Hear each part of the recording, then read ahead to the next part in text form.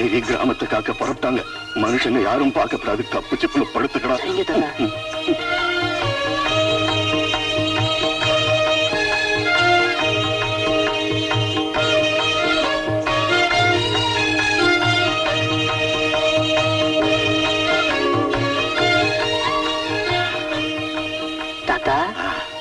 இந்த நடு ஜாமத்துல ஆத்தா எங்க போறாங்க? கிராம எல்லைய நோக்கிடா. அங்க எதுக்கு போறாங்க? இந்த கிராமத்துக்குள்ள எந்த பூத பிரேத பிசாசுங்க மக்களை அண்ட விடாம காப்பாற்றுறதுக்குடா. அப்படியா? அது மட்டும் இல்லடா, இந்த கிராமத்துல இருக்கிற எல்லா உயிர்களுக்கும் எந்த ஆபத்து வராம அந்த தாய் காமாட்சி ராவா பகலா காப்பாத்திக்கிட்டு இருக்காடா. உண்மையிலேயே தெய்வம்னா இந்த காமாட்சி தாய் தான். ஆமாடா. ஏன் தாத்தா, இந்த அம்மன் கோயில் பூர்வீகம் என்ன தாத்தா? எதுக்கு இந்த தாய் நம்ம கிராமத்துக்கு வந்து அருள் புரியுறாங்க? அது ஒரு பெரிய கதைடா, சொல்றேன் கேளு.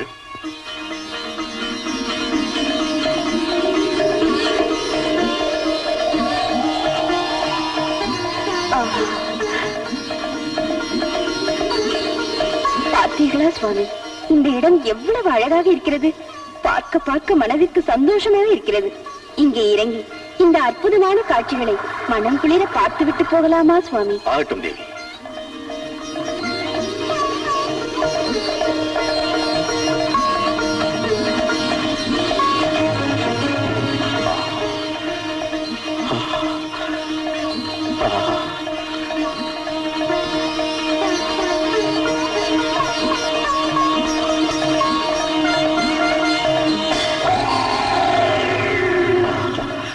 அற்புதமான தெய்வீக காட்சி.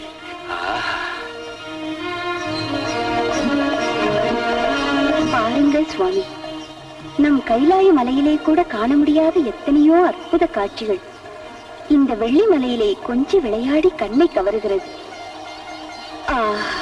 சுவாமி, அந்த வேத மலை மேலே என் சகோதரர் உக்ர நரசிம்மன் கொலுவிட்டிருந்து அருள்கின்ற கோயில்.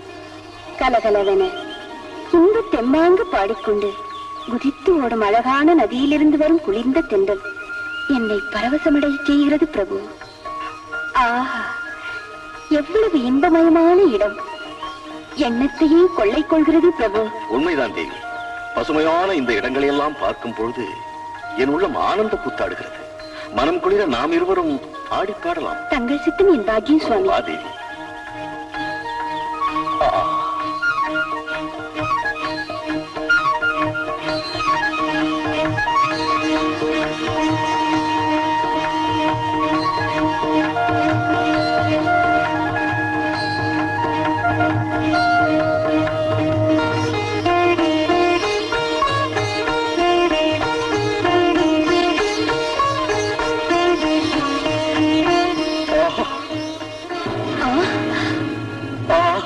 என் தவம் பலித்தது. ஆனந்த கடலிலே உல்லாசமாக மிதக்கும் ஆதி பகவன் திவ்ய தரிசன பாக்கியம் கிடைத்தது. என் ஜென்மம் பூர்த்தி அடைந்தது. நான் பாக்கியவான், நான் பாக்கியவான். சிவானந்தா, மாமுனிவனான நீ சமய சந்தர்ப்பம் விளங்காமல் மதி மயங்கி எங்கள் ஆனந்தத்திற்கு இடையூறு செய்கிறாயா? எங்கள் தனிமையை கலங்கப்படுத்துகிறாயா? ஓம்காரத்தின் உறைவிடமே, பஞ்சபூதங்களிலும் ஈரேழு உலகங்களிலும் ஆட்சி புரிகின்ற சர்வ வல்லமை படைத்த தாயே சிவகாமி, நீ இன்றி நான் இல்லை. உன் அருள் இல்லாமல் ஒன்றுமில்லை. சிவபெருமான் சங்கரனோடு ஒன்றாக இணைந்து அத்த நாரீஸ்வரராக காட்சி அளிப்பவளே ஆதிசக்தி, நீ இல்லாத ஏகாந்த இடம் எங்கே இருக்கிறது தாயே? உன் புகழ்ச்சியால் என் மனதை மாற்ற முடியாது சிவானந்தா. பக்தி பரவசத்தில் மதிமயங்கி பகுத்தறிவை இழந்து எங்கள் தனிமையை கலைத்த நீ இந்த மலை மீது ஒரு கருங்கல்லாக மாறிப்போ. தாயே, அறியாமல் அடியேன் செய்த குற்றத்திற்கு இவ்வளவு பெரிய கொடுமையான சாபத்தை விதிக்கிறாயே தாயே.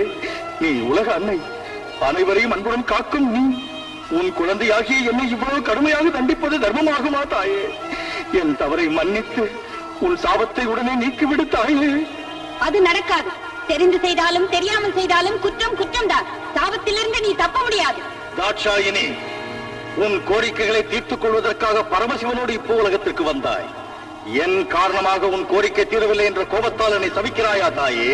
சபிக்கின்ற சக்தி உனக்கு மட்டுமல்ல தாயே, எனக்கும் கூட உண்டு. நான் கருங்கல்லானால் நீ அந்த கருங்கல்லை பீடமாக வைத்துக் கொண்டு மக்களின் கோரிக்கைகளை தீர்த்து வைக்கின்ற காமாட்சியாக என் தலை மீதே நிரந்தரமாக நின்று அருள வேண்டும். பக்த கோடிகளை காப்பாற்ற வேண்டும், அருள் புரிய வேண்டும். நீ பூலோகத்திற்கு வர வேண்டும். அப்படியே ஆகட்டும். சுவாமி, ஏன் இந்த விபரீதம்?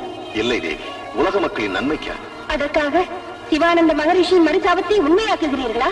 காசியிலே விசாலாட்சியாய், காஞ்சியிலே காமாட்சியாய், மதுரையிலே மீனாட்சியாய், ஸ்ரீசைலத்தில் பிரம்மராம்பாவாய், இந்திரகிரி மலைமேல் கனக துர்காவாய், மகிஷபுரியிலே சாமுண்டீஸ்வரியாய், சஹ்யாத்ரி மேல் மூகாம்பிகையாய் விளங்குவது கூட உலக மக்களின் நன்மைக்காகத்தானே சுவாமி. அது மாதிரி இந்த வெள்ளிமலையிலும் கூட எழுந்தருளி பக்தர்களை காப்பாற்று தேவி.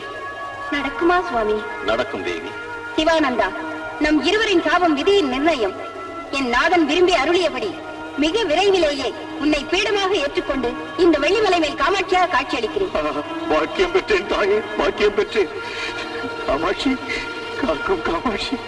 அம்மா, ஓ நம சிவாய.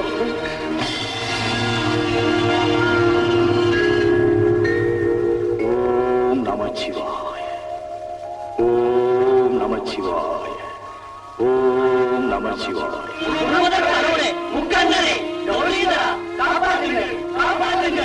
ஆதிபராசக்தி, அகிலாண்ட கோடி பிரம்மாண்ட நாயகி, நமோ நமக, நமோ நமக. மகரிஷிகளே, தங்கள் வருகைக்கு காரணம்? ஜெகன்மாதா, பூலோகத்தில் சத்தியம் அஸ்தமித்து விட்டது.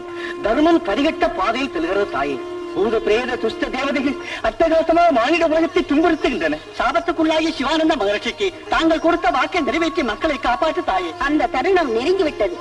விரைவில் என்னுள்ளே இருக்கின்ற சக்தி பூலோகத்திற்கு சென்று சிவானந்த மகரிஷியின் கருங்களை பாதமாக பெற்றுக்கொண்டு காமாட்சி அம்மனாக புனித பினாகினி நதிக்கரையில் உள்ள வெள்ளி மலை மேல் எழுந்தருளி உலகத்தின் துன்பத்தை துடைத்து பூத பிரேத பிசாசுகளிடமிருந்து மக்களுக்கு விடுதலை தருகிறேன்.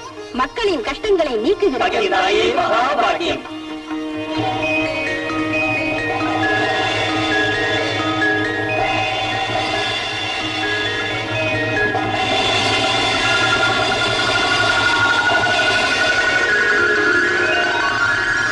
தேவி, ஒரு நாள் மகா உத்தமியாகிய சீதா தேவி பூஜை செய்த உன் விக்கிரகம் இப்பொழுது பினாகி நதியில் உள்ளே இருக்கிறது. நீ போய் அதில் இணைந்து சிவானந்த மகரிஷிக்கு கருணை புரி. தக்க சமயம் வரும்போது நான் பரிவாரங்களோடு வந்து உன்னை சந்திக்கிறேன்.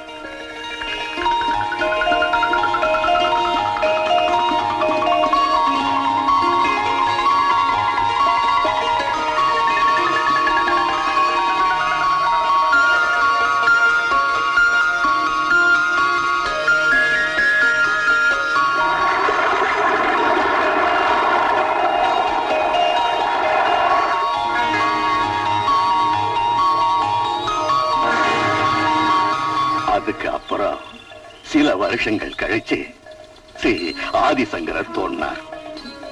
பாத யாத்திரையா ஊர் ஊரா போய் பக்தி மார்க்கத்தை பரப்பிக்கிட்டு வந்தார். ஒரு தடவை தன் சிஷ்யர்களோட பினாகினி நதிக்கரைக்கு வந்து குளிச்சார். அப்போ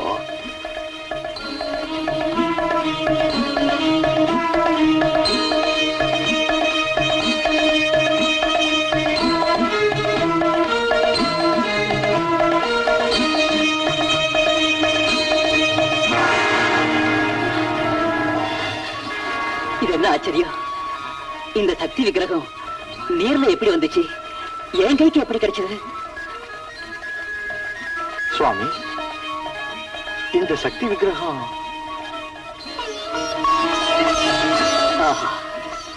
ஸ்ரீ காமாட்சி, ஜெகன்மாதா ஸ்ரீ காமாட்சி தேவி விக்கிரகம் இந்த நதிக்கரையில் ஓரிடத்தில் விளங்கி பக்த கோடிகள் செய்யும் பூஜைகளை ஏற்று இந்த தாய் அருள் புரிய போகிறாள். ஜெகன்மாதா காமாட்சி, ஜெகன்மாதா காமாட்சி, ஜெகன்மாதா காமாட்சி.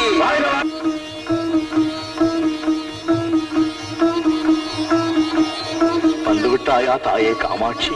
காக்கும் காமாட்சி, காக்கும் காமாட்சி, காக்கும் காமாட்சி, காக்கும் காமாட்சி, காக்கும் காமாட்சி, தாயே காக்கும் காமாட்சி, காக்கும் காமாட்சி. திடீரென்று விக்கிரகம் தூக்க முடியாமல் கனமாகிவிட்டதே. தாயே, என்ன சோதனை! அம்மா, தாயே காமாட்சி, அம்மா காமாட்சி.